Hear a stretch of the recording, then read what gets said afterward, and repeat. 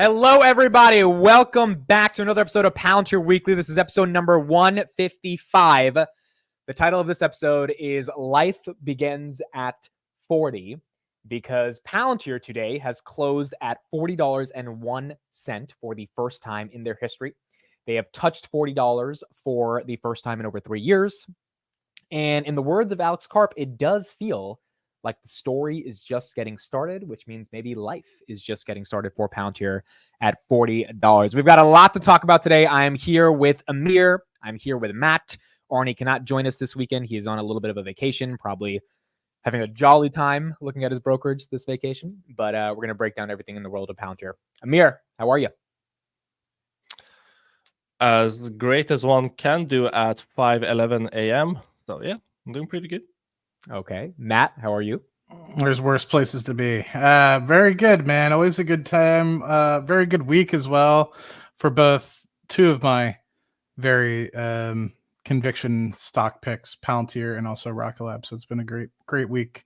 Couple weeks, rather. Been awesome. Been a lot of fun. I love it. At the end of the show, probably last 15 minutes, we're going to put the StreamYard link in the chat. If anyone does want to join, give their thoughts, ask any questions, then you can join up on stage and talk. But for the rest of the show, it'll just be us three discussing something we've discussed for the past 155 weeks, which is Palantir. So let's get started. $40, obviously a big day, momentous occasion as my camera dies because I need to sell some Palantir shares to get a new camera. And it was an exciting day. I was live. I think we hit 40 roundabout like 10 a.m., 10:05. We touched 40 for like milliseconds, went away, chilled out for like 30 minutes and 39.80, 39.90, then boom, just busted through 40. Stayed there for a good 45 minutes and then kind of came back down. Closed at 40.01 after hours around 39.90, but a pretty exciting day. There were some big buys. We saw the order flow. Someone bought $15 million worth of Palantir, 380,000 shares at $40. The fact that it was holding $40, I think it hit a top of like $40.29 means there was buying pressure above 40, whether it was algos, retail, institutional.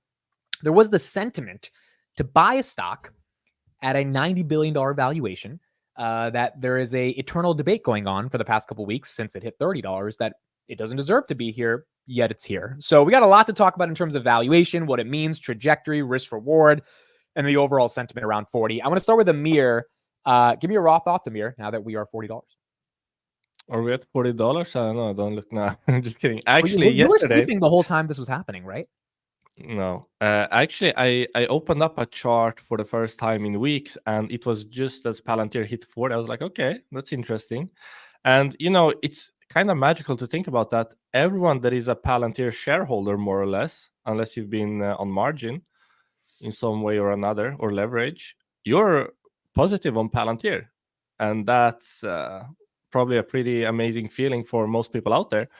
Of course, not everyone has been tracking the company for as long as we have, but the trajectory is really impressive for the company, not only stock-wise. I think the stock is only a reflection of what the business is doing, and I'm sure we'll get into what the business is doing on the number side, but the $40 mark, when we were at 8, when did you envision that we would hit that $40 all-time high again? I mean, it was pretty out there for me personally when we were in the trenches. I couldn't really imagine it, and it's come really quickly in the grand scheme of things.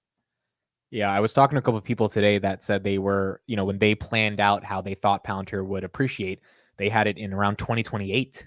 It would get to $40, and it happened, much quicker than that. So it is quite a sight to see. Matt, what were your raw thoughts when you saw $40?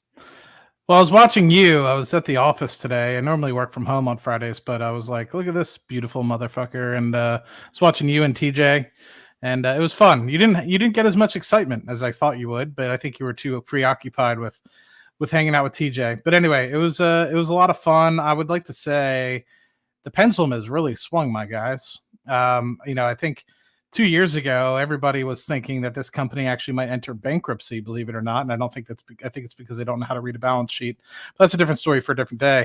But really, the pendulum has really swung the opposite direction, man. People are really, really rooting for this thing. And it's nice to see that pendulum swing and, people believing in the company and people actually recognizing its capability for what it is and really understanding that it's not just another company that says they're doing AI just for the sake of it. These guys are actually leading the charge, and they're doing a phenomenal job. And I think they're finally getting the recognition that they so deserve. And so really looking forward to what's in store for the company. I mean, the stock price is just a gauge for how well the company is doing internally.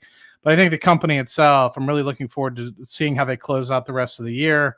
I'm really looking forward to the earnings on October 31st, but also the full year earnings. That'll be a lot of fun, but also 2025. I think there's a lot in store for retail investors. And then also just the fact that they're going to be continuing to execute, thinking about what we have when we're on the precipice of, right? We've really just touched the surface on AIP. We're just about to find out more about Warp Speed. And I'm sure there's plenty of other opportunities they're going to be released either in 2025 and 2026 with respect to new products that are going to hit the market. And man, it's 155 weeklies is pretty wild. Thank you for continuing to invite me on. It's been a lot of fun, and really looking forward to the next 155, if not next 1,000 Palantir weeklies. It's been a lot of fun.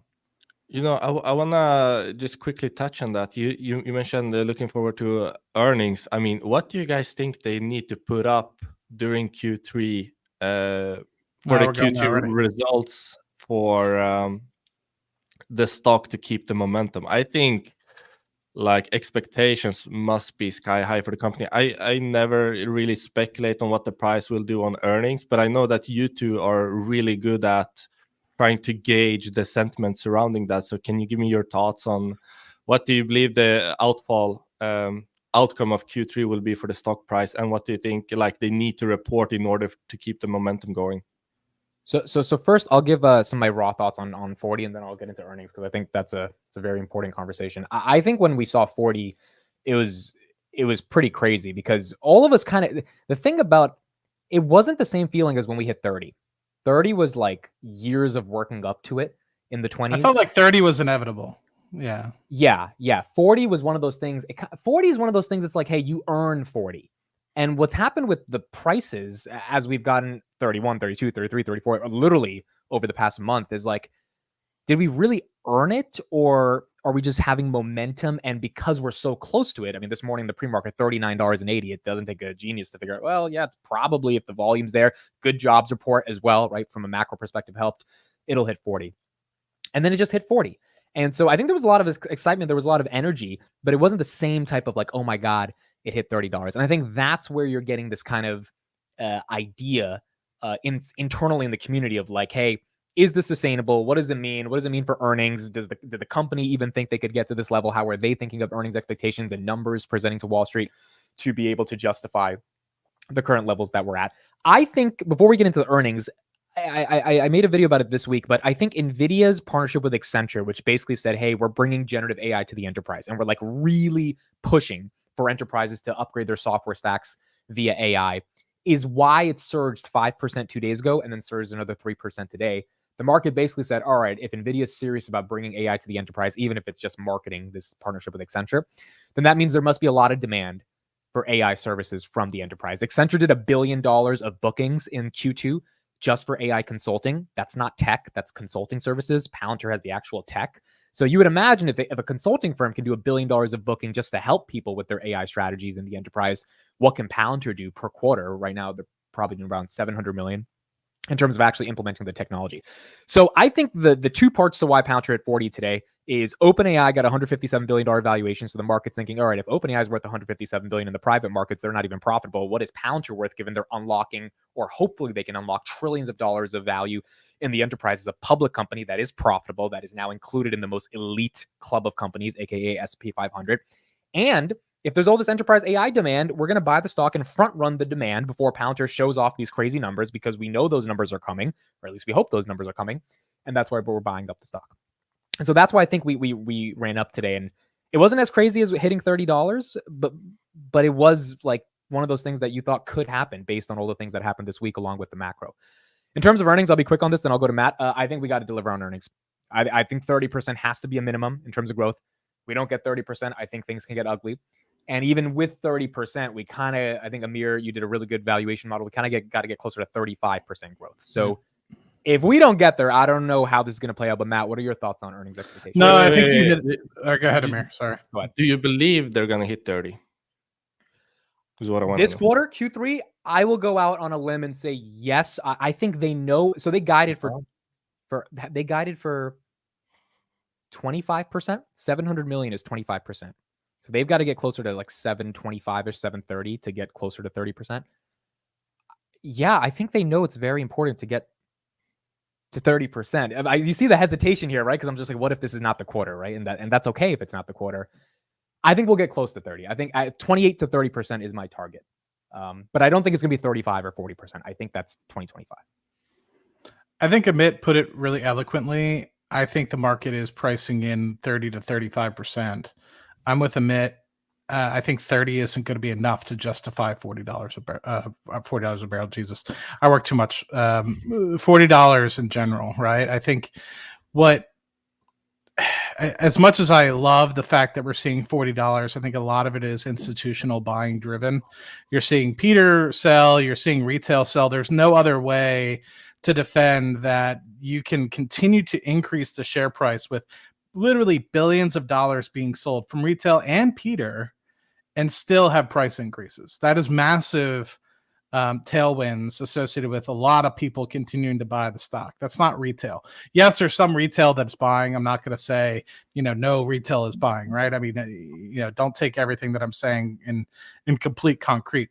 But I feel like what's really driving this is a lot of the institutional buying with respect to putting things in the indices and things of the like. But I'm with Amit. I think you put it really eloquently. I would love to see 30%. I don't know if we're going to get there. I think we've seen, if you think about where we came from, right, getting just to 27% in Q2 on a soft quarter last year on Q2. Yeah, was very surprising. The comp on Q2 last year was really easy to beat, is what you're saying. Yeah, it was very easy to beat, and so I think 3Q. I don't remember, but I think it was a pretty tough 3Q last year. They did really well. I think from Q2 to Q3, I'd have to go back and double check. But in terms of, do I think they're going to get there, Amir? I don't know. I need to dive a little bit deeper into the numbers. I generally wait a day or two before earnings come out to really look at the previous guidance that they provided at the end of the last quarter, and then couple with kind of really what I think is on track.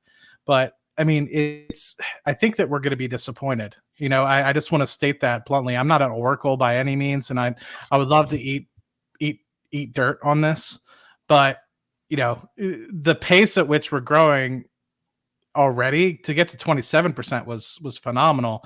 If we hit 30-35%, I would gladly eat dirt, because I think that's a monumental shift in the growth trajectory, and I'm expecting continued mid 20 to high 20% growth, but 30% is a lot, and to be able to pivot that quickly. If it happens, I believe in Palantir. I have believed in Palantir since I started using software 2016, 2017. If anybody could do it, I think it is Palantir. But I just think it's a lot to ask of a company. And, maybe I'm just being cautious because I'm already up, 100-something% on the year on the stock. But at the same time, I continue to see really good results, right? Other healthcare companies continue to pick it up. Warp Speed coming out, things that we continue to talk about. There's going to be further products in 2025 that get dropped, whether that's supplemental to the Foundry platform, whether it's supplemental to AIP, whether it's, a second part of Warp Speed, or just even finding out more and more about what Warp Speed can actually deliver. I have no doubt. So while I say we might not hit those numbers that everyone's expecting in Q2, and you might see a pullback, that doesn't mean that I'm bearish on the company. I'm still, that's why I haven't sold a single share. That's why, I don't anticipate selling any shares in the short term. I still think this is a phenomenal company. I wasn't kidding when a couple years ago, and people gave me shit for this. Joseph Carlson gave me shit. A lot of other people gave me shit, saying that I think this is the AWS of the 2020s. Is it actually AWS? No. Am I talking specifically about cloud? No, but I'm talking about the thing that changes technology, right? If you think about how AWS really changed cloud computing in the 2010 timeframe and beyond, maybe even early 2000s, if you want to go that far back, I think Palantir is something comparable. And it's, I've also related to over the past 1 to 2 years since I've been on this chat on a weekly basis, that it's like the modern day Microsoft, right? Think about how Microsoft created the operating system for people to use Windows. I think a lot of us are probably watching this from a Windows device. And what Palantir really is going to be the modern day enterprise that pushes things forward. It's as if you were to restart and create computer operating systems from the ground up, as if you'd ever used Microsoft, right? It's basically starting from scratch, knowing what we know about technology, knowing what we know about streaming data, knowing what we know about cloud computing, and being able to pull data from every which way in any sort of manner possible, and recreating an operating system from scratch. That is what Palantir is. And that's the thing that's beautiful, is because there's so many different ways that you could rebuild these operating systems depending upon what you need them for. And when I think about it, man, it's a genius way. And I think it took a while for people to catch on. A lot of people think it was bullshit. I mean, Chris said, it's not necessarily a company he would think about. It's hard to sell. I think people are starting to recognize the true power of it. And that's why we're at $40. I mean, it's hard to imagine a company that's only making, $2.5 to $3 billion in revenue being worth $90 billion fucking dollars. But to me, if there was any company that could do it, it'd be Palantir. Okay, we'll get back to the valuation stuff, but Amir, earnings, what do you think? Yeah, I actually don't think that Q3 is that strong. It's not a dog of quarter like Q2 was in 2023. But Q3 last year was only 16.8% growth. So they need roughly, as you mentioned, 730 million, which is 52 million more than last quarter. So 7.6% increase from last quarter. But I mean, it's not unachievable at all. I think 30% might very well happen. But yeah, whichever way you Amir, how much do you think we need for us to at least hold $35 to $40? Well, I have no idea. I never look at the stock price. If you had to, I know, but if you had to gander just how the street would, like, if we get 26% growth, right? That's probably not what the street wants to see. 36 or 26? 26. Oh yeah, no. I think that would kill all the momentum. You need the way I would look at it, and by no means I don't understand how stocks move. If you report anything that is a slowdown from the previous quarter, when the stock has like moved up 50, not 50, but like let's say 30-40% since last quarter, then yeah, you really need to accelerate. If it hits exactly 30, if that's the hurdle, or if it's like just more than 27, I think it's more important that it's above 27 and close to 30, the way I would look at it. But anything at 27 or lower, I think you would see major sell-offs. And it's interesting, we talked about it. Some users on X looked at Robinhood trading statistics for Palantir, and it's been like net. Hold on. It's not, dude. I'm right here. It's not some users. It's your best friend, Amit. Okay.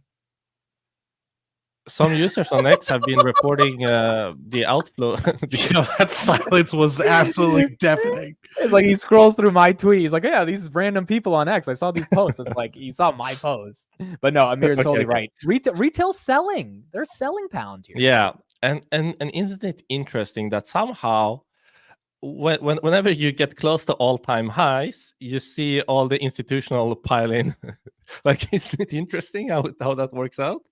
But yeah, it's interesting to see this because people are taking profits and people are leaving the stock, at least on Robinhood, on a net basis, which I found peculiar. But I also don't understand what institutional investors are seeing at 40 that they didn't see before. That's like, I can't really justify it because, okay, do you guys want to look at Dan Ives' price target? We didn't have I'm gonna share something interesting with you here that I found looking at. So Dan Ives raised us to 45 last week, right? And let me just talk you through his logic here. And you can see here, this is from his research note, Wedbush Securities research note. $45 price target represents 11 times our fiscal year 2027 revenue estimates of $5 billion at our bull case scenario. So $5 billion is his bull case scenario, but he bases his base price target on 11 times. So I did like, wait a second, Dan. If you take this is the Wall Street consensus for Palantir for the next 10 years, 5.1 billion, the multiple on that is 21. It's not 11 times. And then I remembered, like, wait, 11 times? He had the exact same text, 11 times 5 billion, when he did the $35 price target. So he's just leaving this like static. He doesn't even a little update this typo, text. little typo, basically. Yeah, and if you look at what 11 times 5 billion actually is for a stock price, it's 23, not 45 that he's talking about. And it's actually 21 times, which is like almost double what he has. So his math isn't mathing. So I also took it a step further. So I looked at, okay, what does $45 imply?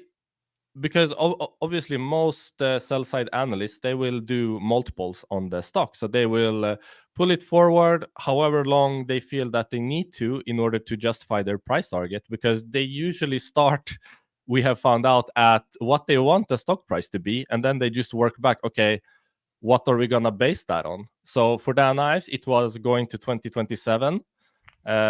At least until we found out that it doesn't really work, because it's not 11 times 2027, it's 21 times. But if we look at an intrinsic valuation instead, like what does Palantir need to do to be worth $45 today? So this is not based on pricing, multiples, no price to sales, no PE, just looking at intrinsic valuation.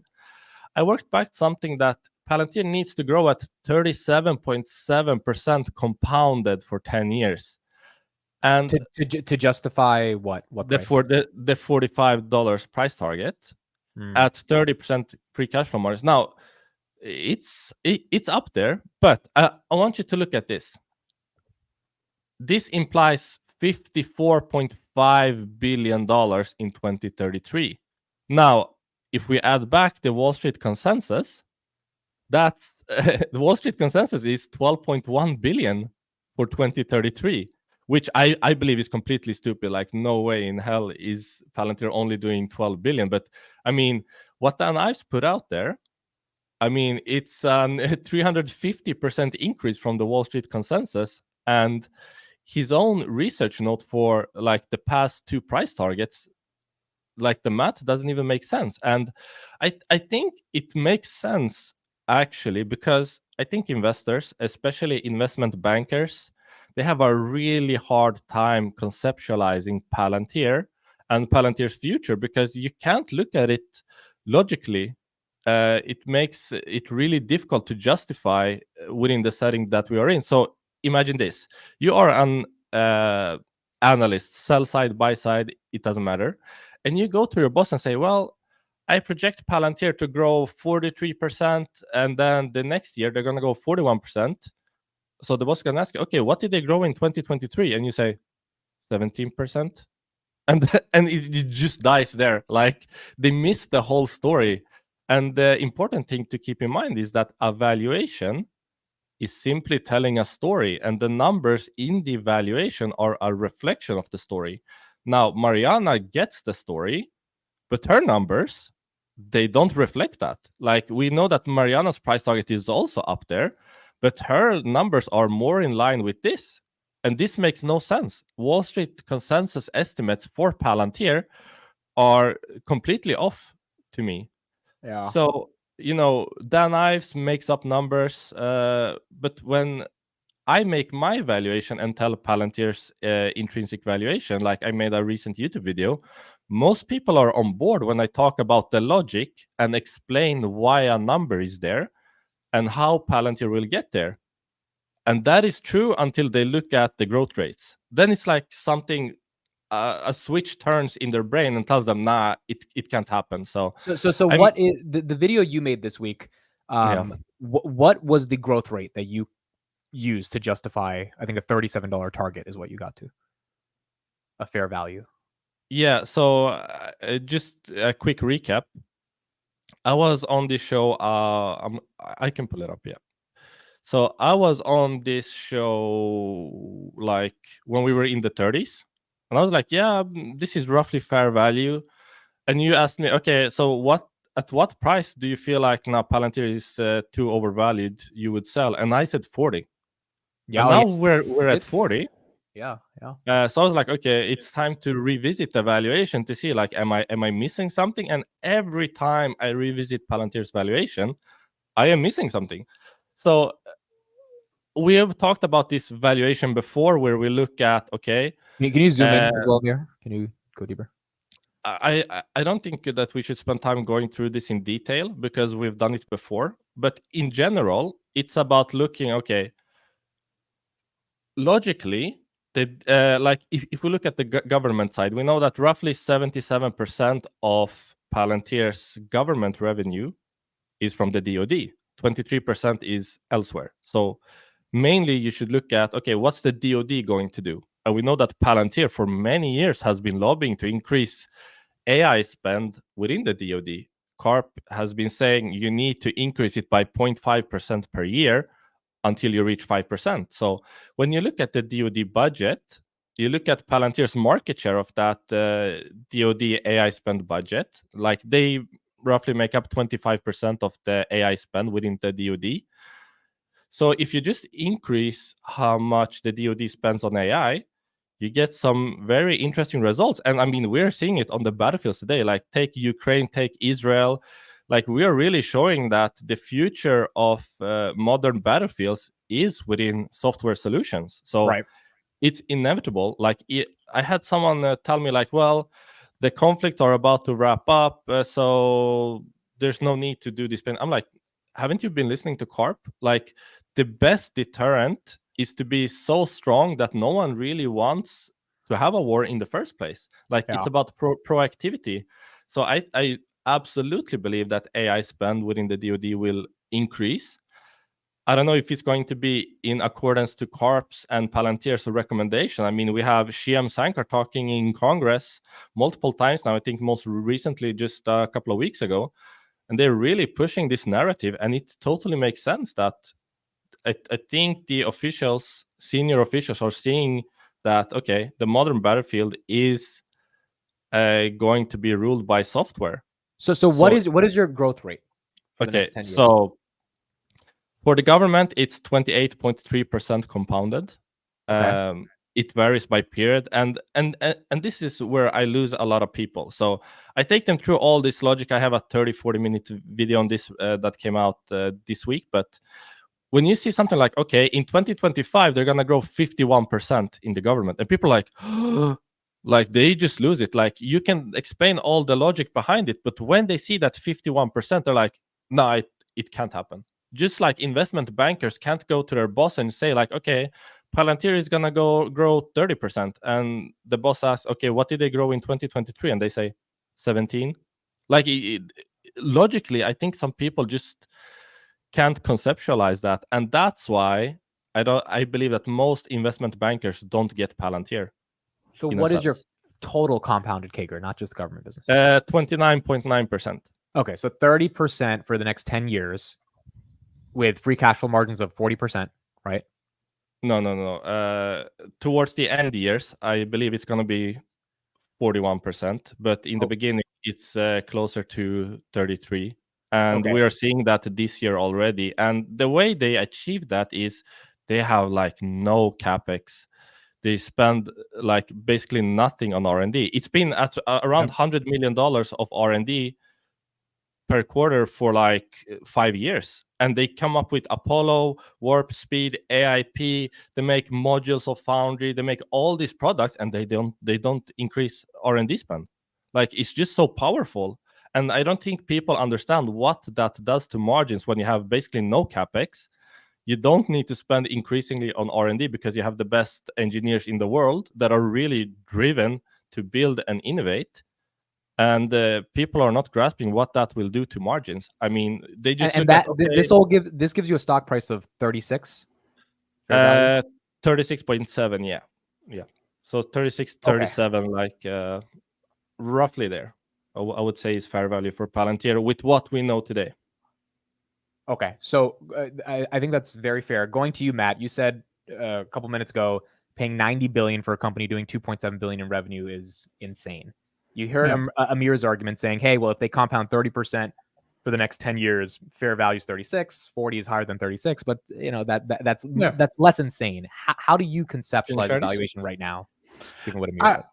I agree.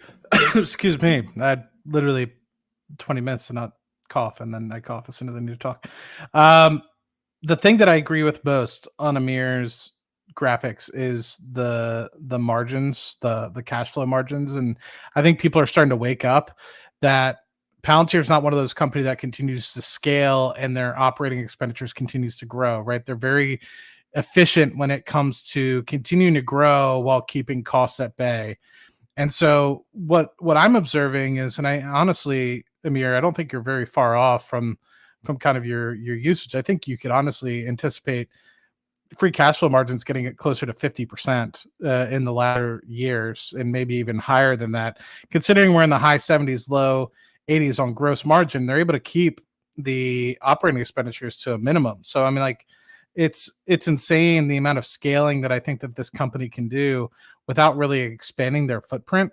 And so with that, I think you're going to see an explosiveness in the margins. I think that's partly why I think people are starting to wake up and you're getting the valuation that you are, is because I think people are recognizing that these guys aren't, when it comes to growth, they're not growing like a Snowflake or somebody else, where their expenses are growing with the company's revenue, right? The expenses are staying in control while top line is growing, which means your net margin and your cash flow margin is going to continue to expand. So I think people are really starting to see that, and that's why you're kind of in this price discovery mode at the moment. Are we going to end up in 50? Are we going to end up in 60%? Free cash flow margins, right? And if that's the case, you start talking about 10 or $15 billion worth of revenue. You're talking anywhere of $8 to $10 billion potentially of free cash flow. No wonder why you're starting to see the company really start to blow up when it comes to market capitalization. And we're talking about something that's a couple years away, right? We're not talking about something that is, let's say, like 20 years, 30 years down the road. Like, you could easily see $5 billion in free cash flow by 2030. Like, that's not something that's like some sort of pie in the sky sort of idea. They're going to do about 850 million this year alone in free cash flow. Exactly. Yeah. And I think people didn't really recognize that. I think people were seeing, these guys aren't delivering. And it's like, it really just took 2 years from them to go to basically zero free cash to now $1 billion in free cash. And it's only going to accelerate more. Like the rule of large numbers, as AIP continues to deliver, and we see if we maintain 20 to 30% growth, we're not just doing it on the numbers that we were delivering in 2022, 2023. We're delivering it on 2024 numbers, which is now getting to the $2.5-3 billion year revenue sort of time frame. So you start to talk about potentially growing year over year $1 billion, and if that happens on the top line, I mean, you're going to end up with another $500 million in free cash. It's like, what are you going to, this always gets back to the point of like, what the hell are you going to do with all this money? Like, I don't understand. Like you said, Amir, it's such a free flowing business in terms of not having a lot of capital expenditures. Like, what are they going to do with all of it? I'm still like in awe about what's the future other than growing some sort of capital arm or, doing something or initiating 5 to 10% of your free cash goes to shares. I mean, it'll be nice to see when 5 to 10% of the free cash can actually offset the share-based compensation, because we're still giving out, 400 million or so a year in stock-based compensation. So my hope is, and that's kind of the first piece, is being able to fully dilute that. And I don't say stop doing that, right? I think that they should fully continue to incentivize the employees. I think that, $100 million a quarter is more than worthy for what the hell these guys are delivering. It's not like they're, what's a company that's literally just like falling flat on their face? I don't know. I don't want to call anybody out, but let's just say Intel, right? Like, it's not like they're not innovating like Intel or something like that.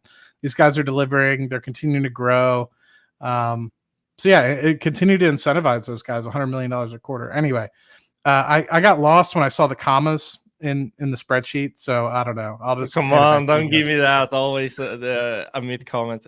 But you know, the one more quality to Palantir that I don't see enough people talk about, which makes it like even more difficult to conceptualize what Palantir might do in the future. Because if we make a valuation today, as I mentioned, like it completely changes every quarter for me, and that's the way it should be. Like it should be a reflection of what we know today. Now, Palantir, can you tell me an industry or a market that Palantir can't target? Like they can be everywhere and they can integrate basically like there's no limit to this. Like when you look at the typical let's say ERP, if you look at the ERP market, you know the size of it, you know roughly how much it's gonna grow. Like Palantir doesn't have those constraints. It can go after anything. And that's the magical part about Palantir, that no one can really predict like where will they be. Like we know that they're really taking over healthcare. Like every time we have a new AIP con or a new earnings quarter, they talk about, okay, now we're powering this amount of beds in the US, and now this percentage, and now this, like it just keeps increasing with more and more. Everyone that presents on healthcare at AIPCon is like, yeah, we are looking to increase our use cases with Palantir. Like it started with powering beds. Now we have people like what's it called when you like when they get rejection on their insurance claims. Now they're using Palantir for that. Like the use cases are endless, and the use cases are ever expanding across all these different industries that we can't even conceptualize. So it's really like you're just along for the ride at some point. Like you can't put that into numbers yet. But I want you to just share what I'm sharing here and why I think a lot of people miss Palantir. Most people will look at what's called pricing metrics, which is a reference to the price. So something like price to earnings. If we look at Palantir, it's at 234. Very expensive indeed. No one can argue that. That is expensive. People look at price to sales, and we have the comparative of S&P 500, which is at 3. Palantir is close to 40. Very expensive. Price to free cash flow, 130. Very expensive. Like even if you do it on an EV basis where they have no debt and a lot of cash, still looks expensive. Now, pricing metrics, they have this flaw of being a representation of either the trailing 12 months or forward looking of 1 or 2 periods.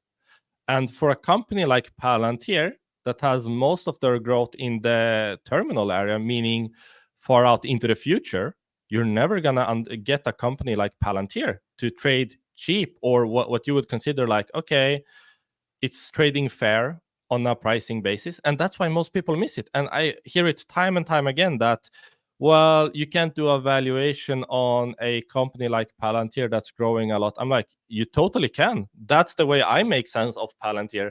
As long as you understand the business and you can tell the story, then you definitely can value any business. And I think a lot of people just focus on pricing metrics like price to sales of close to 40. No way I'm going to pay that. Well, I mean, yeah, I think that's why a lot of people miss Palantir. Okay, so a couple things. First of all, we got you guys mentioned DevCon. We have a couple people in the chat talking about DevCon, including CodeStrap. This is the link for those that haven't seen it. I will be posting a video on Sunday that explains more about DevCon. I will have some Palantir employees in that video. It's already on one of my streams that I did this week, 2 days ago. I'll just clip that part and put it on my actual channel. But Palantir has launched something called DevCon. DevCon, think of it as AIPCon, but for developers. And they are accepting a certain number of people that apply to DevCon, and they will pay for your flights, your hotel, all that stuff, and get you out to DevCon. The only caveat here is you've got to build something. So you've got to build something and submit it via DevCon. The link is right there. There's a video there, some description. You can go through the documents and see the details. And you might have a chance to get invited to DevCon. I think what you're talking about, both of you, is this unlimited TAM type of argument. The way for that TAM to truly become unlimited is for thousands and thousands and hundreds of thousands of people, particularly developers, to be building. on top of Palantir, just like we have for AWS and GCP and Azure and all that stuff. So I think DevCon, what they're trying to do here is basically realize, all right, now the world is realizing that the ontology matters.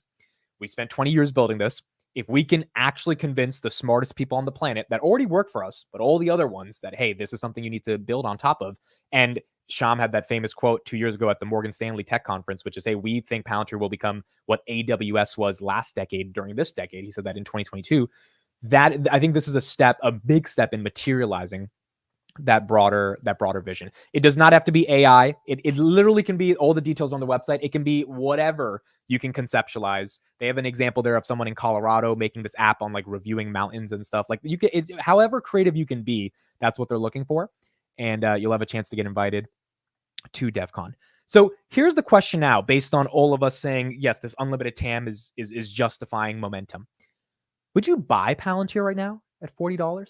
Do you feel comfortable as people that have been in the stock for a couple of years saying, hey, this is not just crazy momentum that's driving it. This is like still undervalued over the long term? Yeah, I bought on Monday. No, but buying at 40, not at 37.9, at 40. You know, the thing you're missing with that is that you need to weigh it against other opportunities in the market. Like we're not living in a... No, but let's assume there's no... you don't think of any other... If Palantir is the only stock available, then I would still be comfortable buying at 40, yeah. Matt? I think it depends on the individual. Me, that has like a 10 to 20-year time horizon on the opportunity, I would say at least dabble and start to get your feet wet. You can only guarantee what the price is today, and the price is 40. You know, it could be 35 tomorrow, but you can't guarantee that, right? So, you know, it might not necessarily be jumping both feet into the pool, but if you're looking 10 20 years down the road and you're thinking that this has the opportunity to be up there with the giants, Microsoft, Google, you know, those kind of Magnificent Seven type companies, and has the ability to continue to grow into the $200-300 billion market cap, if not more, sort of time frame within a 5 to 10 year time frame, then I would say dabble. You know, think about it. I mean, the opportunity that these guys are going after, the total addressable market these guys are going after, is immense and continuing to grow, right, with whatever they continue to build. So, and it's literally unlimited, in my opinion, due to the fact that they can build software customizable for any industry or any vertical. And I don't think people fully comprehend that yet. In terms of, for me, I'm not, because it's already currently my second largest holding. Yeah. And, you know, to me, it's a pretty decent, it's actually more than 10% of my net worth at this point, as with another company. And so in that respect, individual stocks are starting to get pretty heavy in my total ownership level. Am I going to sell? No, but I would probably concentrate on, let's just say, the S&P 500 personally right now. There's other positions that I might sell out of, like leverage positions like TQQQ. I've contemplated. I actually had a good conversation with a gentleman who's in the chat every once in a while, Kev Dog. It might not be a bad opportunity for me to get out of some of the leverage stuff, considering we're so high up on the market already, that, you know, I could kind of keep it safe in the S&P 500, and that if there is a pullback, then I can re-enter some of the leverage stuff. But that's a broader discussion and not necessarily what you asked. So I'll refrain. How about you, Amit? Yeah, so this is a conversation we had in our chat today. I think there will be other opportunities to get Palantir probably below 40. I mean, unless we normalize 40 and then like 40 is the new 20. But if there is a long-term time horizon and we believe this stock is worth $500 billion to $700 billion, maybe $1 trillion, carp things that can get to $1 trillion, then yeah, 40, I mean, we're looking at more than a 10x from 40, right? Now you got to have a time horizon in there to have the perspective. But I think if you are DCAing into a couple of companies and that is your portfolio and maybe the index like the S&P, then I don't think it's crazy to dabble here. The broader question, and the other reason I think 40 is not that insane to buy it at, even if, you know, there might be some short-term pullbacks, is Teal and Carp have sold over $1 billion worth of stock in the past 2 weeks, and the stock is up. So what is your guys' take on that? Because that doesn't happen a lot in the stock market, where insiders can dump that much that quickly, and anyone in the chat can dump their shares at a better price than Teal and Carp dumped it at. Just given the nature of how the stock went up. Do you think that they're dumping it to people that are buying it and holding it for a long time, aka institutions, because I don't think retail can buy 30 million shares from Carp and Teal. It doesn't feel like retail has that type of liquidity. So didn't we have this conversation last weekly? I mean, yeah, we got some more sales since then, perhaps, but so I think, institutional ownership is still 44%. I think someone posted that this weekend. That was updated like 2 days ago. do you know how that is sourced? Because typically you get 13F filings every quarter. How do they track it on a it's on the daily terminal. I don't basis? know. The terminal is the terminal. Usually it tends to be Like right. like a best guess, I guess. Yeah. I think the toots are buying, dude. I think they're buying this thing because I mean someone put in an order today for 15 million. Like, yeah, maybe there's some retail whales that are doing that, but more likely than not, these are people that have discovered the story. The story is exciting to them. They want to get exposure to the story and they're diving in. And then I think when you discover the story and like you actually go deep on the ontology and all that stuff, and that sounds great, then you look at the leadership. And then I think they get a whiff of Carp and they start like thinking, like, holy crap, is this the next Steve Jobs? Like, like I think the media coverage is expanding. All of that's happening at a time where they get into the S&P 500 and they've reaccelerated growth. And I don't think you could ask for a better set of catalysts that are compounding on each other all at once. No, I think that's the only way that Teal would have been able to sell is into institutional strength. I mean, granted, he sold $1 billion, but I mean that's still a pretty decent chunk of the total market cap of the organization. So to be able to absorb that and still hit 40, I think you have to have some sort of institutional buying. And I think you'll see once a lot of this institutional buying is done, you'll see a pullback. I anticipate of 10% or maybe even more. But I still believe in the company long term. I think it's nice to be able to have that validation that, and like 90 billion might be stretched here, right? I'll just be blunt. But when I was buying into the company, back when it kind of IPO'd at 15 to $20 billion back in 2020, literally just hit the 4-year anniversary, believe it or not. I was always thinking that this could be a $250 billion company in kind of like a low case, right? I was always very optimistic about the organization. And I was kind of like, I was like, my reference case is about 500. And I think we could hit $1 trillion, right? And this is back, literally in 2020 timeframe. And so my thought process was, back then it's like, we had 1.5 billion shares. I bought $10,000 worth. And I was like, I honestly think that this could go to be, a couple $100,000 position. And here I am, with almost a $200,000 position. It feels pretty good. I think my biggest problem is that I didn't buy more. And I very might well, depending on what other things I sell, I think I'm continuing to shrink the total amount of positions that I have. And it goes to show, like, if you can afford it and you honestly are convicted, this is a company that, to me, it's no longer needing babysitting. The price will go up, the price will go down, but now it's just about delivery and execution and checking in quarterly. You can sleep well at night owning this fucking thing. And that's the beauty of it, is like, I think 3-4 years ago when everyone was like, it's going to bankruptcy. And, now that you have a little bit of that hate and risk removed, and that you're very profitable and you're continuing to grow at, 20 to 30% year-over-year growth, you could sleep well at night. And now it's just about, what is the market valuing it today? It's not about, is the company going to be around? The company's damn well going to be around. It's embedding themselves in some of the most important businesses and governments around the world. So anyway, I know I'm just speaking kind of in circles, but that's my thoughts. Yeah, I mean, just looking at the Carp selling, for example. By the way, real quick before you go, guys, the StreamYard is in the chat. If you want to hop on and leave a comment, say anything, ask a question, feel free to join. Go ahead. Let's take Carp, for example. Can you even imagine a scenario where Carp, on a personal level, would need to enrich himself further? Why would Carp need capital? He lives a frugal life out in a cabin. He goes mountain hiking. Like, he's not out there looking to buy a bigger and bigger yacht for as he grows those billions. I mean, I have a hard time imagining any scenario where Carp is like, okay, it's time to lock in those billies and like, what's he gonna do with the cash? Like, Palantir is his life. So using the term dumping for Carp, I don't know if that's correct. Now, given that none of us has really the patience to actually look at the exact details of the compensation plans laid out for these, all the details surrounding it, it's very complex. The stock price has implications on that, and I mean there are so many factors, so no one really looks at it.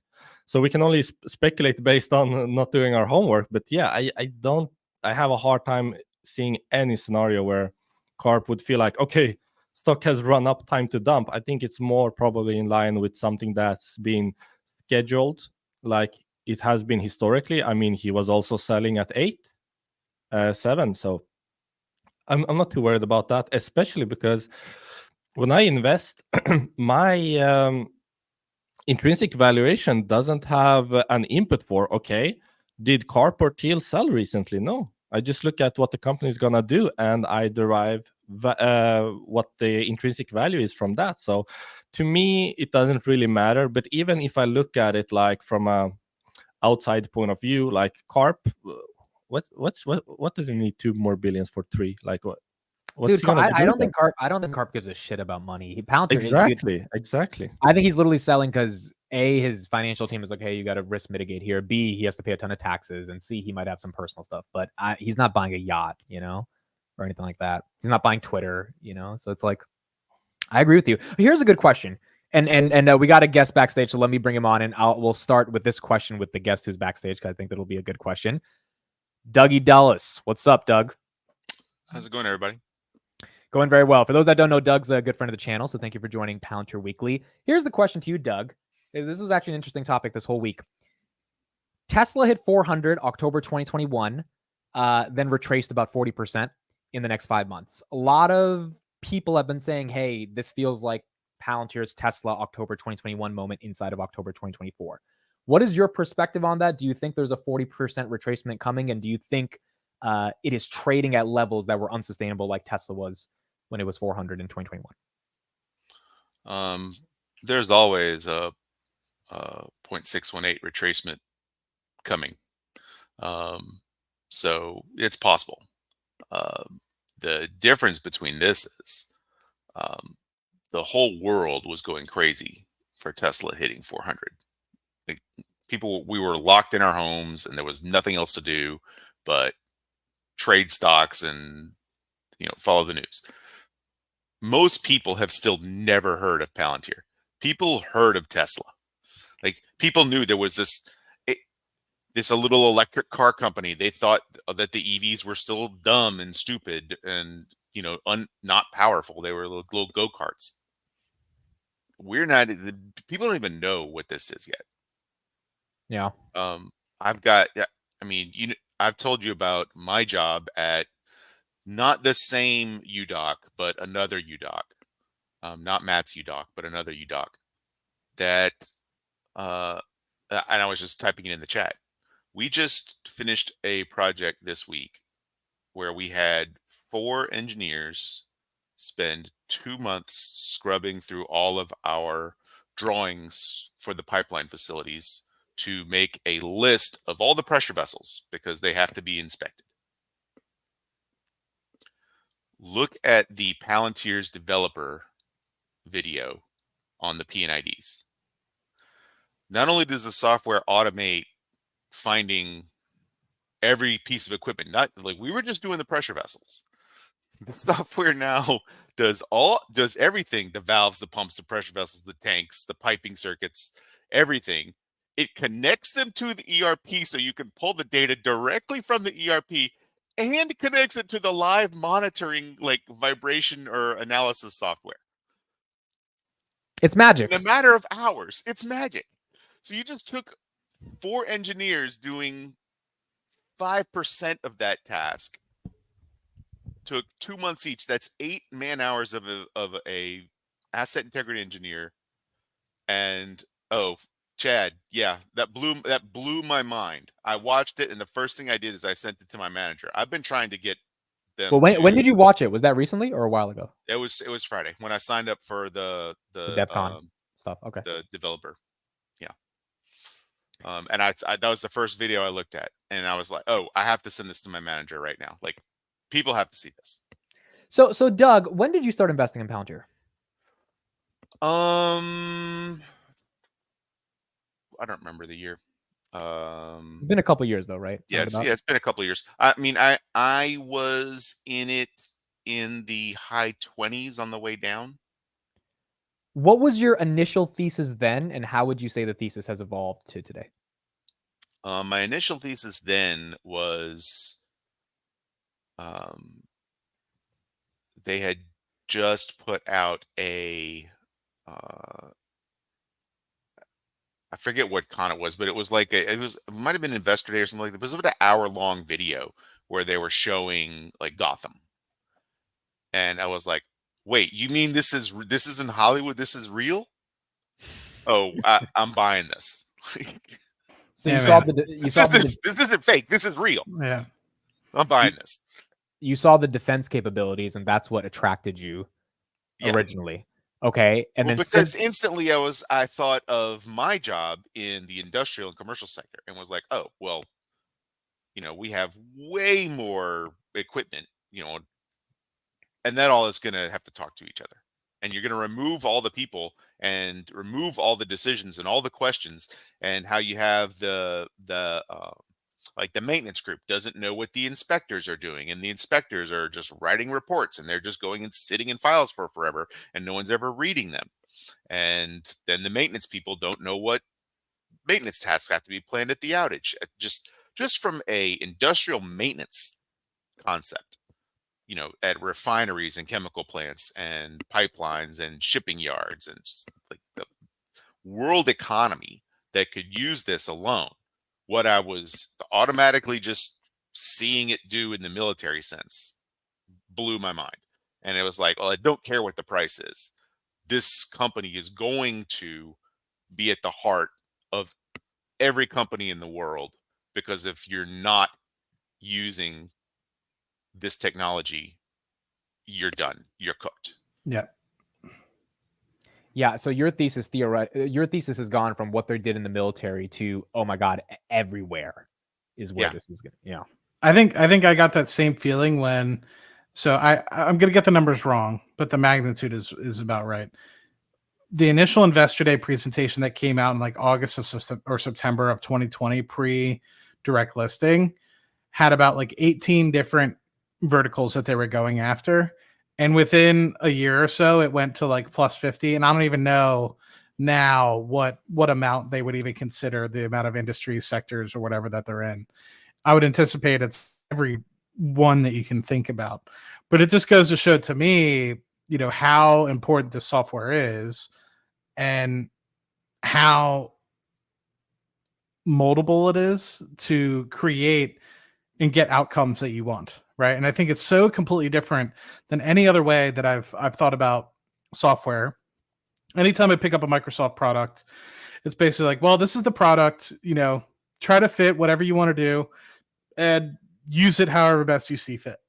Versus Palantir literally says like, look, what do you need to get done? And we'll create a user interface, we'll create an application, we'll create whatever you need and tailor it to however or whatever outcome you need to get to in the simplest and most efficient way possible. So it's literally re-imaging how you would create software or operating systems for literally any business. And to me, like I saw it firsthand at UDoc, and it was just like, there's no way this is like a real thing, right? And then I started to see that they weren't just doing it at UDoc, because I mean, we were one of the first few commercial companies. They started doing it here and there and another place and another place. And I'm like, holy shit, like these guys are legit. And they're so humble. They're so smart. They're so accommodating and trying to really help you in any sort of shape or form. These guys are super passionate. And that was what, for me, I was just like, I was done. I was sold. It just, anyway, they're just a bunch of different guys. We got one more guest backstage, so I'll bring him up in a second. But Amir, I want to get your take. Tesla in 2021, Palantir in October 2024. Any thoughts on that comparison?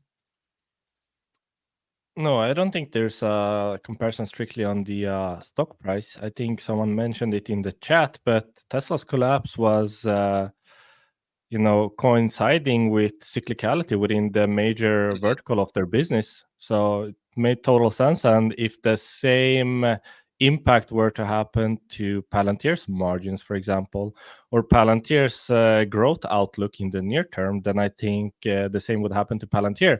But we need to keep in mind that Tesla is now re-accelerating as the story is being told of something grander than just a vehicle sales business. So no, I don't think just strictly based on stock price and how perceptually expensive it is. No, I don't think we're gonna see the same now. As we talked about, if we don't see something of an reacceleration in Q3 earnings, as we talked about in the beginning of the show, then yeah, I believe that we can see something quite violent to the downside, especially now that a larger percent of the ownership is institutional. People always talk about institutional ownership means less volatility. Well, I think it's the opposite. I think it's more, and you're gonna see those institutions offload their shares pretty quickly if anything in the perception changes in the short term. Also, do you want to talk about your absence before we close off the day? No, hold on. We got someone else in the back. Let me get him on, and then we'll keep going. All right, Castroe, if I'm saying that correct. Hello. Hey, what's up, Amit? Joining you guys from the Philippines, so excuse me if my Wi-Fi is in and out, but thank you all for the education and keeping us all sane through the turbulence of Palantir. My question is, Amit, recently you've been talking a lot about how Carp Space and Palantir is going to have exponential exposure to the media, and that kind of scares me because it makes me feel like Carp is Palantir. And so, especially after Starbucks and was it Starbucks that lost their CEO to Chipotle or vice versa? Vice versa. So my question to all of you is, not trying to put this out there, but if something happens to Carp, what happens to Palantir? Is there a key man risk to Palantir? Yeah. So I'll go first on this, and I think this is a great question. I think Palantir can run as a company and scale and become the company we think it can become theoretically without Carp leading it. I don't think it's like Elon Musk leaves and then Tesla falls apart type of thing. However, given the political nature of Palantir in terms of being able to express their support for Israel, their support for Ukraine, their support for Western values, given the abstract philosophy required to explain the kind of I don't care what Wall Street thinks, I don't care what you think, we're going to do it our way type of mentality that Carp has, you have to have a certain type of personality to say, screw you, I'm going to win. And for people to not be turned off by that, right? Because there's a difference between being confident and cocky, and there's a very thin line there. And Carp, I think, walks that line very carefully in a way that makes people feel, no, he's not cocky, he's confident. And that's why we like him. That's why we want to take a chance on him. That's why we'll buy a stock at $40 a share versus thinking that this guy's full of himself. And then on top of that, I think when Carp's meeting with world leaders, right, in Estonia and Finland and maybe Sweden and Lithuania, and he's trying to convince them to use Gotham, and he's trying to convince them about what it means to protect their individual sovereignty as a nation, I don't really know who at Palantir currently would be able to have that conversation and within 20 minutes get that person to fall in love with the idea of at least thinking of getting Palantir. So personally, is there a key man risk if Carp were to step down today? Would I be a little scared? Yeah, because I don't know how you have a leader currently be the face of the company, get investors to believe in his confident, not cockiness, a personality, and then get customers to believe in the broader use cases that he's talking about. But generally speaking, the use cases, the software, the things I saw at AIPCon, that's not Carp literally pushing it, right? Those are use cases that no matter who's at the head of the company, those use cases are valuable, they're transformational, therefore they should be able to sell product and get away with it. So is there a key man risk? A little bit, but is it as bad as Elon and Tesla or something like that? I don't think so. Amir, what would your thoughts be on that? I believe that they've built such a strong culture at Palantir that I don't believe there's necessarily a key risk. I do believe that Carp as a whole is a large benefit to the company, but I mean the culture is hammered in from day one, and the set of individuals that get hired at Palantir are not the type that need to have their hands held through everything.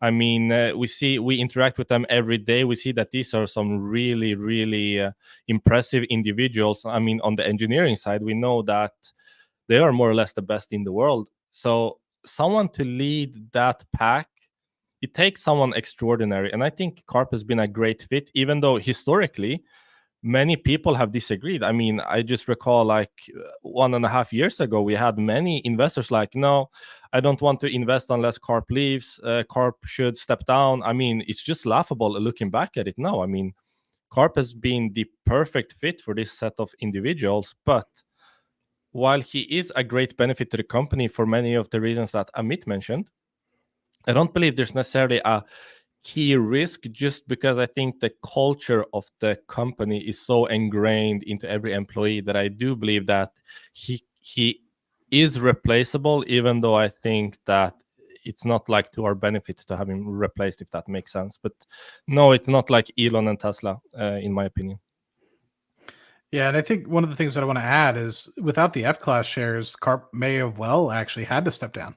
And I think it's beauty of how they structure the organization in that respect. But I don't know. I struggle back and forth. I'm kind of like 50-50. While I believe that Karp is truly the harbinger of the culture and has really embedded that within the organization, and I feel like it would live on for 2 to 3 years, even if, say, were something drastic were to happen, God forbid, or if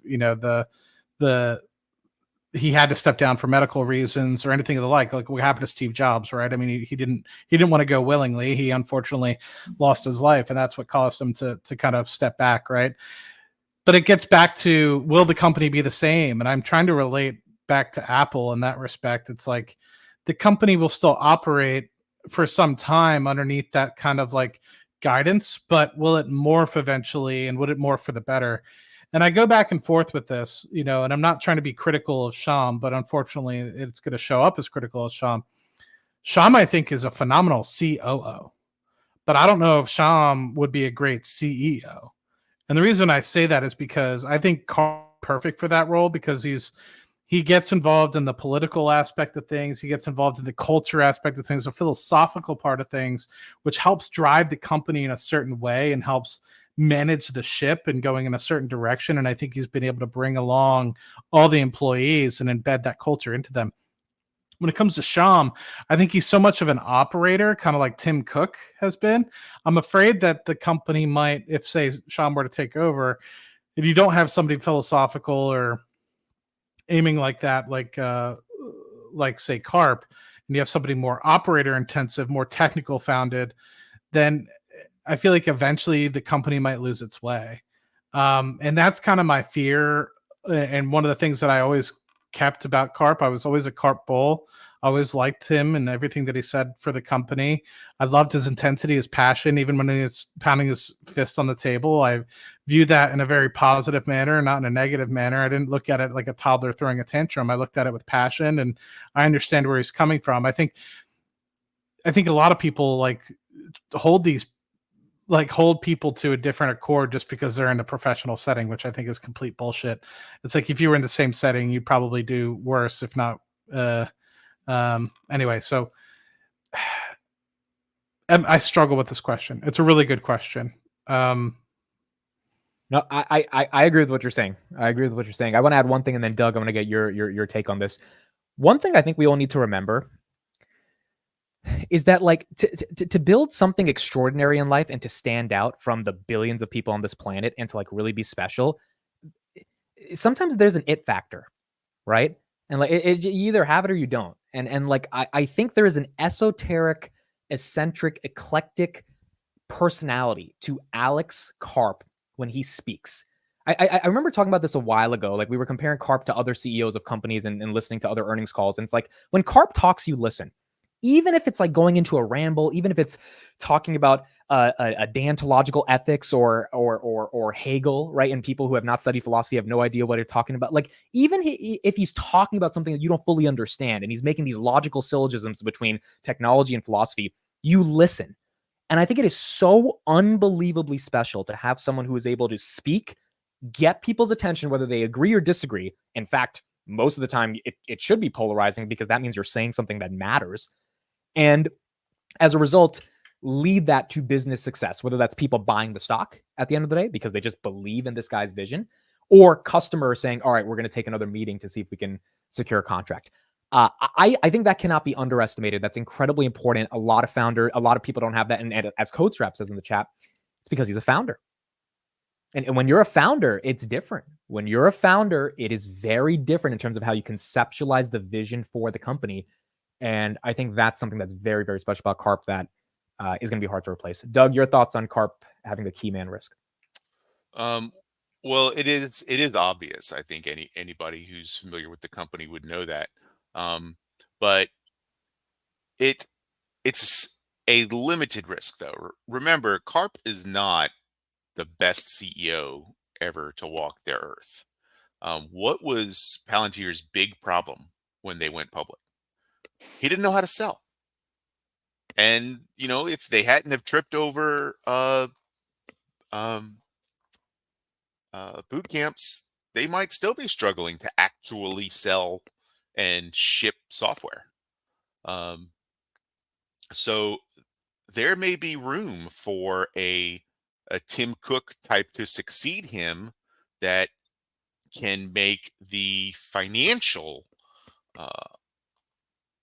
part of the business finally blow up. But while we're in the still nascent mode of the market that we're in, and we're still in the beginning, the Karp is the guy. I guess what I'm saying is, if the company lost Karp in the next 5 years, it would really, really hurt. If we get Karp for 10 more years, they can get a finance geek to come in there and take care of it. If not Shime. And remember, people develop over their lifetimes too. If you talk about him taking over now versus 10 years from now, and all of the other meetings and times he's gone before Congress, and the whole breadth of experience that a high-level executive is going to get, a C-suite executive is going to get before taking the big chair, he could do fine as well. I also think, 10 years from now, Karp will be 65. I don't think he's going to want to retire because, what is he going to do with his life? Right. Yeah. So I like, if he it's could write philosophy books. I mean, dude, if it's been his whole life has been Palantir, or at least the past 30 years, then I don't think in 10 years he's gonna be like, well, I'm gonna go sit on the beach. Second of all, here's the other thing. He has a book coming out in February. A CEO of a $90 billion company is putting out a book critiquing Silicon Valley and their ideological demise of how we think about Western values. This is why I've been making this point, and I've been really harping on it every single day on the show around the media attention. Forbes, I'll pull up this picture here. Some people probably haven't seen it. Forbes uploaded a YouTube video around billionaires this week. Alex Karp was in the middle of that thumbnail on the YouTube video. I'm sure most people still don't know who Alex Karp is. He's the ace in the deck. He was the ace in the deck. They know Zucks. They know Elon, right? These are universal names. They don't know who Karp is. They don't know who that guy is in the middle. Why is Forbes putting him in the middle? And some people might be like, oh, well, this is nitpicky stuff that's not important to analyze. I would disagree. I would say this is where you understand the alpha. If you can understand the media's catching up to who Palantir or who is running Palantir, the media is going to care about the company. And obviously, if they care about the company, they'll care eventually about the only problem is, though, that's a list of villains. I don't care if it's villains. See, this is the thing. To Forbes, that's a list of villains right there. Who was the woman? Was that AOC or something? I don't know. I still don't know who the woman was. Dude. No. I have no idea. I don't think it was AOC. They can have negative coverage if they want. At the end of the day, his name is getting out there, right? And once people go down the rabbit hole, the amount of negative coverage around Elon, but if you go down the rabbit hole and you learn about Elon's life, you're like, who the this guy is incredible. What has he done? He was the first software. His company was the first software to power Ukraine. They're helping kill terrorists. What's it? It's some of the. It's just he was on Bill Maher, the New York Times. It is getting to the point where I think the way a stock goes up is people buy it. They need to know what the stock is to buy it. And the amount of media coverage, I think CNBC for the past 5 weeks has talked about Palantir at least once per week. I think in the next year that's going to be once every other day because it's going to get ratings. It's going to be something people care about. It's going to be the hottest AI name if they continue the growth, and that's going to lead to more momentum for Palantir. Castroy, if I'm saying it wrong, I'm sorry if I'm saying it wrong. When did you start investing in Palantir?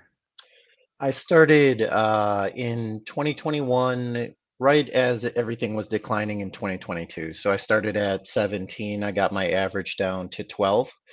But that's when I started investing. And then as it continued to go sub 10, that's when I discovered you, Amit, kept me sane, and realized, okay, there's something real in this company and I need to keep DCAing to get my average down.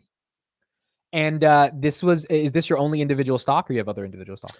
No, probably my two primary stocks are HIMS and Palantir. My portfolio in 2022 took a pretty big hit, and Palantir solely brought me out of the hole and some. And so that's why when I see it at the 40s, and then Alex Karp is getting more exposed, and he's getting more exposed politically. He's getting involved in all these. I mean, I know they can't say what wars they're involved in, but it makes me hesitant. Wow, he's really putting himself out there. He's putting his beliefs out there. And then his success is becoming more exposed. So that's Right. why, selfishly, as I'm thinking, man, Palantir did a lot for me in my portfolio. Do I need to be worried about the success they're having, that it might backfire on them somehow? Yeah, the media tries to tear you down, and they Yeah. find negative. How do you? I mean, what is your conclusion on that? How are you thinking about it? I've played so many different scenarios in my head, but from what I'm hearing about Palantir, I think if something happened to Alex Karp, and not to sound ominous, let's just say he retires to be a philosopher, I think there would be an initial hit, and then Palantir would need to prove themselves in earnings. They'd need to prove that Alex Karp built something sustainable, and that the company is no longer just Alex Karp. Right. So I can't conclude whether that would happen or not. Yeah. No, I agree. I agree. And I think the thing about the media tearing you down as well, that happened already in 2017 with the whole immigration ICE stuff. And so I thought about that, like the risk of like, all right, bad coverage. What does that mean? They've got the Western values narrative, and then they've got the ontology AI stuff. The ontology AI stuff, every single media company wants to cover those tech names, right? So that should be positive. The Western values stuff, that's interesting because the whole woke stuff, at least, it's starting to kind of die out, right? People like $35 billion was invested in the first 6 months of 2024 into defense tech startups. But that hasn't happened in 2 decades. $35 billion to defense tech to find the next Anduril, the next Palantir. So the fact that the media, or at least VCs, are switching their tone, which means the media and big money starts changing how they think about Western values in defense. If Palantir is in the center of that, hopefully that is not something that's maligned over the next decade as well. Yep. All right. Thank you both, you and Doug, for joining the show. Really appreciate it. And we'll see you guys on the next one. Yeah, pleasure to see both of you. Bye. All right. Feels lonely up here now. Yeah. It's the three of us. Trio. Just the three of us. Sorry, I'll stop. We got to get Matt to really sing one day. You might get demonetized if I continue. Any other thoughts about 40? I mean, anything you haven't got off your chest about this stock price or the company? Anything? It's been fun, man. Then we can discuss it next week when it's 45. When it's 50. Oh, I'm sure we can regurgitate all our thoughts from today. You know, just like how we talk about insider sales, like every once in a while. I think price discussion is the same. It always has the same conclusion, but it's always an interesting conversation. Yeah. Yeah, I think. I mean, I just want to give a shout out to the community. It's been really cool. It's been fun. Average, regular people, including myself and all of us, took a little bit out of their 9 to 5, put it into Palantir. Have seen it compound, and it's been a hell of a journey, dude. $40. We're getting toward the end of the year. We'll see what happens to the stock towards the end of the year after Q3 earnings. But it's been 5 AIP. Oh, on September 30th, on Monday, that was their 4th anniversary of going public. Here's this one clip I want to share of Karp talking about why they did a DPO. And we can end Do on we that. know the earnings date yet for Palantir? No, I thought I saw it was October 31st. No, let me see. No, I don't think they put it out yet. Not I yet. don't know if it's public, but it's like it should be somewhere around there, right? All right, here's Carp on why they did a DPO, which they had the 4th anniversary of on Monday. Oh yeah, I love this one. What was very healthy for us in the DPO is, although we probably pissed off all the analysts, and I still fight with them because it was yet another data point that I'm not going to play by their rules. It fully aligned us with our core retail investors. So if you look at most people who IPO during the time, their shares are very far underwater, and the people who were in the IPO made money, and it's no wonder that maybe retail investors and people investing their own money have a very different opinion of Palantir than they might have of a company that IPO'd. Now, if an entrepreneur asked me what you should do, I don't believe every entrepreneur should DPO over IPO, but it clearly was the right. It depends, and if you are closer to the norm, IPOing is probably the easier and better thing to do. You probably will make the average person a lot less money than what they expect to make. On the other hand, the bankers are very good at explaining to each other why you're a better company than you are. So, it's so funny because he's like he's making a joke of valuations and bankers and all this stuff, giving the nod to retail individual investors, and his stock is one of the best performing stocks in the past 4 years. Yeah, isn't it interesting how Carp more or less has made all the right moves and he's snubbed analysts time and time again? Do you remember when he did what's one of these like huge defense tech conferences in Europe that he goes to? I can't recall the name, but he did a CNBC interview there. He does one like annually, like it's a recurring thing with this male CNBC Davos. Yeah, Davos, right. And I remember in 2022, it's like, well, your stock isn't doing so well. What do you have to say to the analysts? He's like, well, I know what they're gonna say in 2 years' time. So, and then here we are, all-time highs. He time and time again snubs all the analysts and does things his way. Sounds like he's cooking. Is that the term you? He's cooking. You're like 2 years older than me. Don't say you kids. Like you youngins, you youngsters. But no, I think I think it's funny. Sorry, go ahead, Amir. Go ahead. Didn't mean to cut you off. I think my daughter woke up and is using my. It sounds like she's opening the case somewhere in the house, and I can just see AirPods connected, AirPods disconnected, so I know that she's up and about. So, yeah, should we try to wrap up?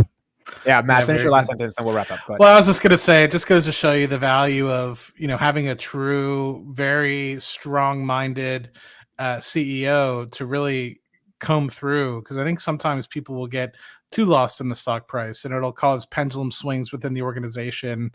And with that, you lose efficiency and you lose the vision of who you truly are and the culture of who you really are. I see that happen in a lot of organizations. I won't count out who or say who, but I think you see great companies with great cultures that have a very strict focus in mind, like Amazon, Apple, many of these other companies that have an unwavering focus on the customer or unwavering focus on a purpose, really sort through and make themselves push through the hard times, like what we saw in 2022 at Palantir. And I think this is exactly the same sort of thing. I mean, without having that sort of long-term vision and long-term focus, as to sometimes you have to believe in things that don't necessarily or can necessarily be appropriately evaluated with a KPI, key performance indicator, on a quarter-to-quarter basis. So sometimes you just have to trust in the fact that you're doing the right thing. Eventually sees extremely outsized results in the long term. And I think that's one of the key things that Palantir does extremely well, right? I think a lot of people would be like, put your employees in a box. This is exactly what they're going to deliver and go. I think Palantir says, what do you want to do? What do you think that you can do to add value within this culture, within this thought process of how we operate as a company, delivering value for people, delivering outcomes for people? Tell me what you want to do and go and do it. And I think that that's probably one of the best minded companies for employees to work for, is really focusing on them being entrepreneurs within their own business and being able to deliver at extreme pace as well as extreme passion for what they're really excited about working up and doing every day. All right. That concludes episode number 155 for Palantir Weekly. I'm going to be in India for the next 2 weeks, so we might not have a Palantir Weekly episode. We might. Amir will kind of figure out. Maybe we do it on Amir's channel, Matt's channel, so we'll figure it out over the next couple of weeks. But if we don't see you guys for the next 2 weeks, we will be back by probably October 24th-ish, and we'll keep going from there. All right. Just in time for earnings preview. Congrats. Yeah, Yep. congrats all. Thank you, everybody. $40. Congrats. We will see you guys on the next one. Have a good weekend. Bye, everyone. Bye, everyone. Bye-bye.